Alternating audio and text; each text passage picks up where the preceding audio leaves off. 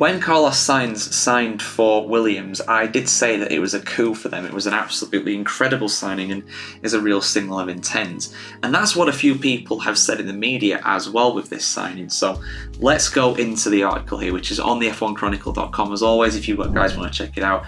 If you're on YouTube, click the link in the description. But if you're not on YouTube, then go look up the website. You can find it by clicking the logo on if you're on Microsoft Star. James Vowles has described the incredible reaction from the Williams team when they learned that Carlos Sainz would be joining them in 2025, with staff members shouting and screaming in excitement over the Spaniard's imminent signing.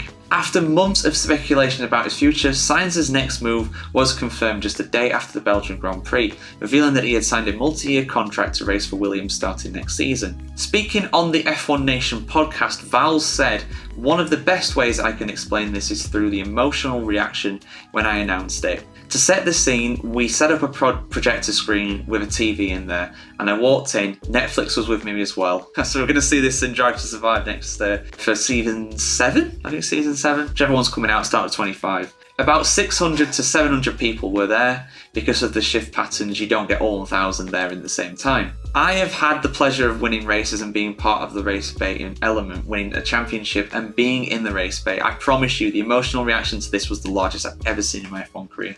Of course, James Vowles came from Mercedes AMG, where they won many, many championships. So he's a born winner with that. He's an experienced winner, and yeah, I can see why. I can see why these guys were so excited, because Williams have had a disappointing season. They're not going to get away from that. They're down in 9th in the Constructors' Championship. They would have been hoping to be where RB and Haas are at the moment, but right now they're behind Alpine. The only team they're better than is Sauber, and Sauber have been abysmal, to be honest. He went on to say, "It was extraordinary, the shouting, the screaming. Carlos did a piece to the camera that was fundamentally maybe a minute and a half.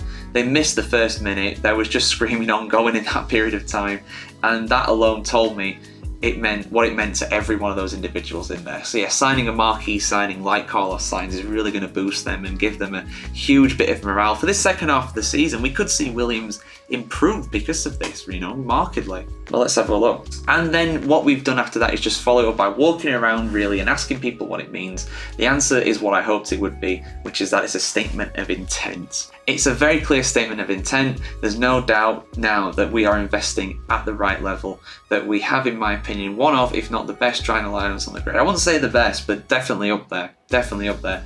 As a combination between the two, Sainz and Alex Albon, there is no politics, they're just both performance machines. I like that. Here's the second thing that it really meant to the team. This is, for me, the more important one, unbelievably. Carlos is quick, but he's a performance machine. And what I mean by that is that he wants thousands of details to be at the right level for him to perform and give everything back to the team.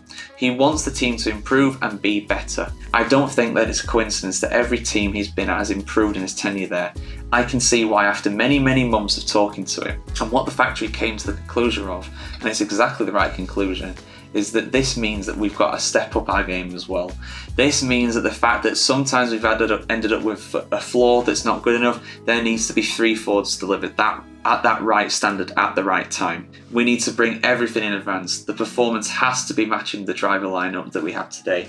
The world knows that. I know that. But you'd be surprised at what the resonance of that message means. So there we go. Yeah, I mean, it's a real lift to the team. Williams, of course, one of the most successful teams in Formula 1 history, but they have struggled so much in recent times. They're not at their lowest ebb right now, not by a long shot. The fact they're 9 out of 10 in the Constructors' Championship is pretty bad.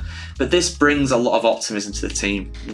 They need to produce a car that's going to be good enough for Carlos Sainz to want to stick around. Because, of course, he has allegedly got that clause in his contract that allows him to leave if Mercedes or Red Bull come in with an offer for him. And if, Williams are challenging near the top of the grid for 26, like they'll be hoping for, because remember, the last time we had engine regulation changes in 2014, Williams came out with the third fastest car.